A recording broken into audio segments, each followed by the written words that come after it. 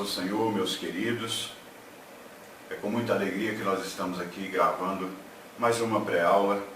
Desta vez nós estamos com a lição de número 7, do dia 15 de maio de 2016, que traz como título A Vida Segundo o Espírito. O nosso texto áureo, ele diz o seguinte: o mesmo Espírito testifica com o nosso Espírito que somos filhos de Deus. Romanos capítulo 8, verso 16. E a nossa leitura bíblica em classe se encontra em Romanos capítulo 8, verso 1 ao verso 17. Nesta lição, nós estudaremos o capítulo 8 da Epístola aos Romanos. Notamos que neste capítulo o apóstolo Paulo apresenta um princípio que deve reger a vida de todos os que foram alcançados pela graça divina para viver segundo o Espírito Santo. A graça de Jesus é maravilhosa, pois transforma o homem pecador em santo.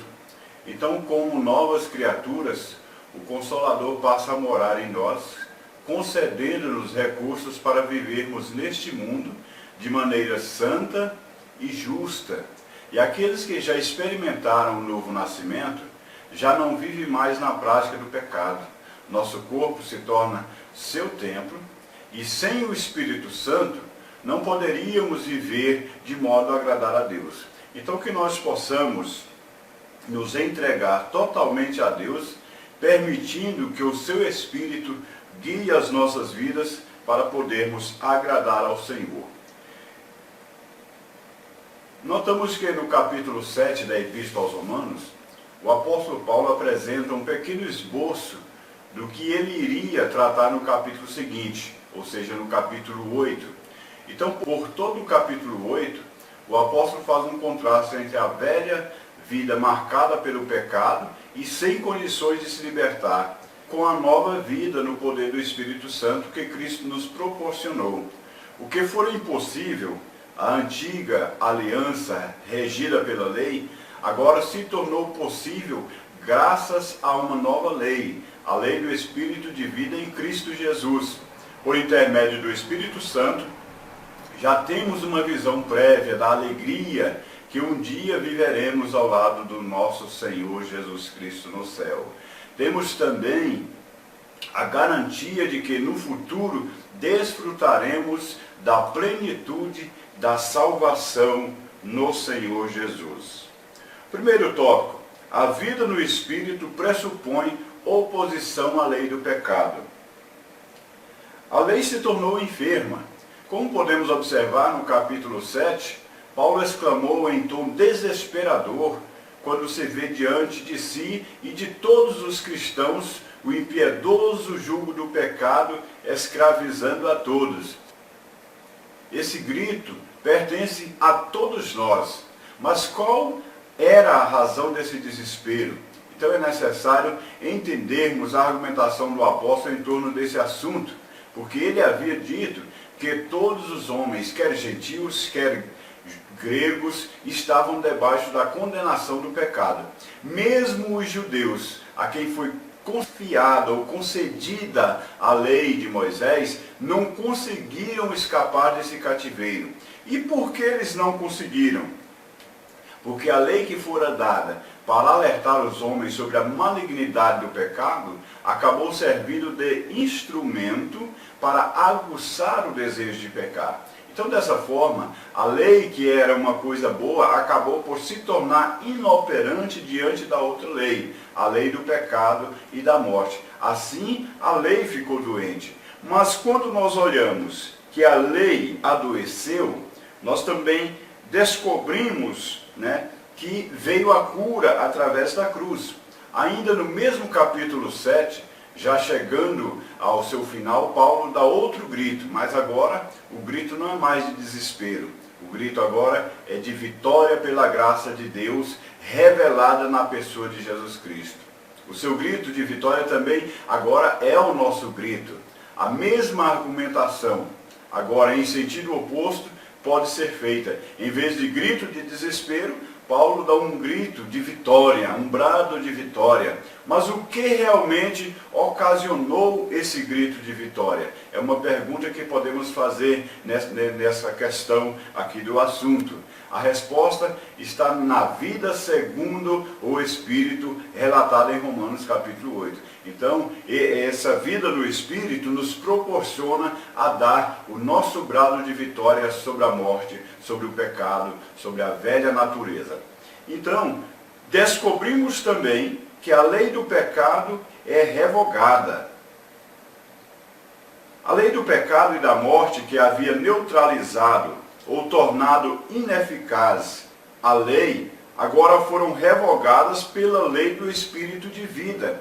Essa nova lei, muito mais poderosa, porque não operava baseado nas obras da carne, mas no sacrifício de Jesus, o imaculado Cordeiro de Deus. Então tornou possível quebrar o jugo da escravidão que a lei do pecado produzia. Agora todos os filhos de Deus podem gozar da liberdade que vem da vida segundo o Espírito. O segundo tópico da nossa lição é o seguinte: a vida no Espírito pressupõe oposição à natureza adâmica. A questão da velha inclinação. Paulo usa o verbo grego phroneo, traduzido aqui como inclinar, com o sentido de colocar a mente em algo. A natureza adâmica, mesmo destronada, continua querendo o seu antigo lugar. Na carta aos Gálatas, Paulo mostra que a carne milita ou guerreia, luta contra o Espírito. E essa guerra, ela acontece na esfera da mente, quando esta mente deseja contra o Espírito. Ainda na Epístola aos crentes da Galácia, o apóstolo explica que a carne e o Espírito são duas forças opostas entre si.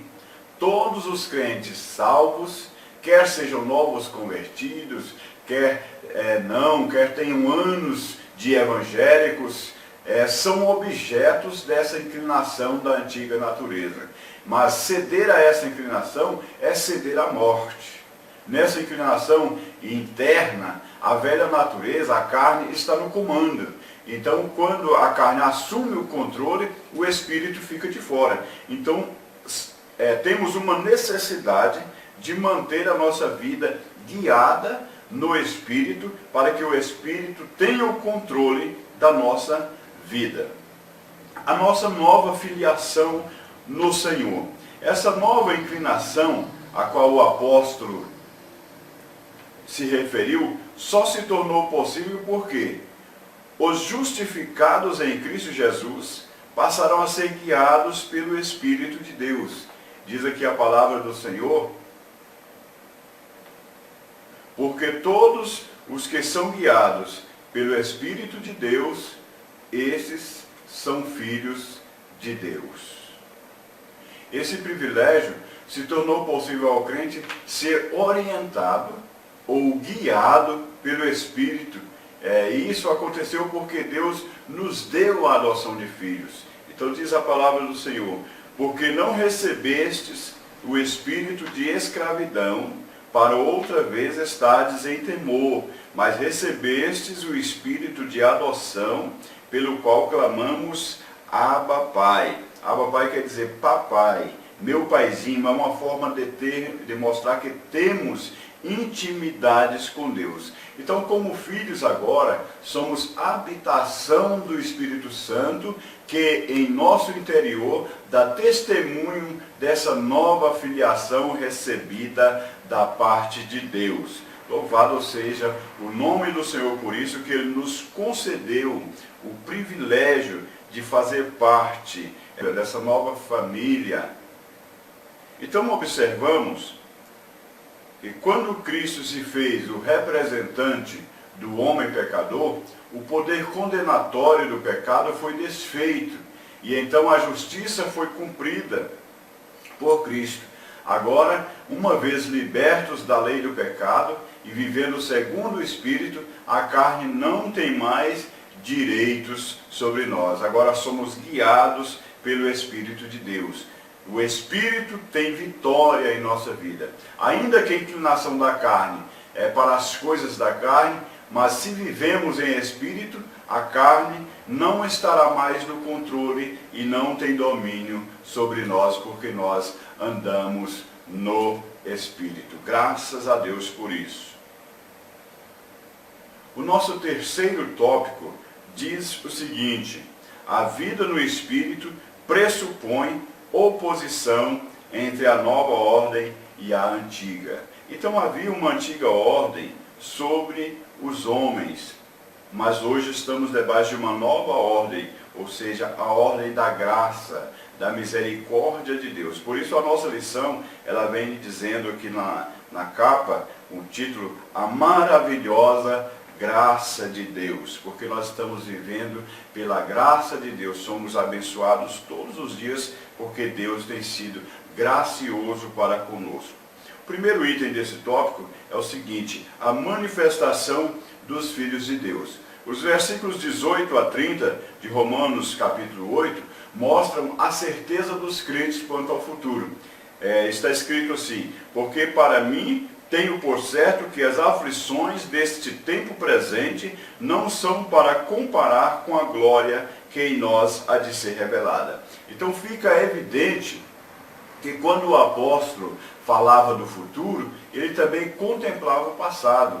O atual estado de coisas mostra os sinais da velha ordem. Então são marcas que fazem com que a criação tenha gemidos por não poder por si mesma se libertar, remover estas marcas. Então por isso ela geme, diz a palavra do Senhor, porque sabemos que toda a criação geme e está juntamente com dores de parto até agora. E também mais, mas não só ela, também nós que temos a primícia do Espírito, também gememos. Gememos. A criação quer voltar ao seu estado original e nós também queremos. O Espírito Santo sente o nosso drama, sente a nossa angústia e também geme por nós. O melhor é saber que em todas estas coisas Deus opera para o bem daqueles que amam e que são chamados pelo seu decreto. Então, a palavra grega de onde vem sinergismo, traduzida em Romanos 8, 28, como coopera, mostra que Deus trabalha com os que o amam em direção ao seu propósito. Então Deus está trabalhando. Se estamos na direção da vontade de Deus, do propósito de Deus, andando no Espírito, Deus trabalha conjuntamente conosco, nos assistindo, nos ajudando, nos orientando, nos guiando, nos conduzindo todos os nossos passos para que possamos andar de forma assertiva na presença dEle. Graças a Deus por isso. E as provas do grande amor de Deus. Os versículos 31 a 39 de Romanos capítulo 8 são, na verdade, o fechamento de tudo aquilo que o apóstolo argumentou desde o capítulo 5. De pecadores perdidos e sem esperança passamos a filhos de Deus através da justificação pela fé. De escravos do pecado, passamos ao estado de filhos libertos através da obra do Espírito Santo.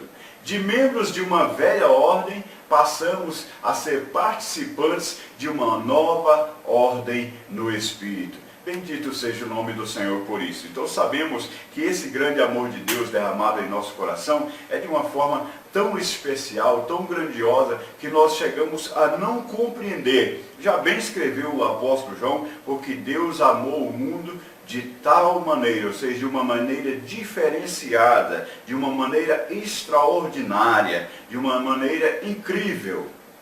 Então se Deus nos ama, Ele é conosco. Deus nos ama, nos redimiu em Cristo do jugo do pecado que está ao nosso lado. Paulo afirma: que diremos, pois, a estas coisas? Se Deus é por nós, quem será contra nós? Paulo demonstra que nesta vida, enquanto permanecemos em Cristo, nada poderá nos separar do amor de Deus. Somos objeto do seu grande amor. Se somos objeto do seu grande amor, não precisamos nos preocupar, nós precisamos aceitar esse amor, receber esse amor e viver esse amor que Deus tem nos proporcionado de uma maneira toda especial. E nós precisamos então, para que isso aconteça, precisamos andar no Espírito. Graças a Deus. E chegamos então aqui à parte conclusiva da nossa lição, é a nossa lição de hoje, né? Nós vemos que a lição de hoje ajuda-nos a compreender que a graça de Deus é realmente surpreendente. Ela transformou ímpios em santos e nos colocou em um nível de relacionamento com Deus jamais imaginado por Israel, o seu antigo povo. E a graça de ter o Espírito Santo habitando em nosso interior e o privilégio de ser guiado por Deus são coisas extraordinárias. Mas não é só isso. Agora somos herdeiros de Deus e co-herdeiros com Cristo. Então isso tudo se chama graça de Deus. Deus nos tem proporcionado pela sua graça, né, a redenção, a remissão dos pecados, a salvação, a justificação, o direito de ser feito filho de Deus e nos dá o seu Espírito para que possamos andar em novidade de vida, andar na presença do Senhor, né, e nos concede privilégios, tirando-nos do lamaçal do pecado, firmando os nossos pés sobre a rocha, nos garantindo, né, esse prazer, essa estabilidade espiritual. Que Deus assim possa nos abençoar grandiosamente. Eu quero agradecer a todos os inscritos no nosso canal. Que Deus possa continuar te abençoando. Continue compartilhando e curtindo os nossos vídeos. E você que ainda não é inscrito no nosso canal, se inscreva, que você vai estar recebendo de primeira mão todas as nossas publicações. Que Deus te abençoe. Amém.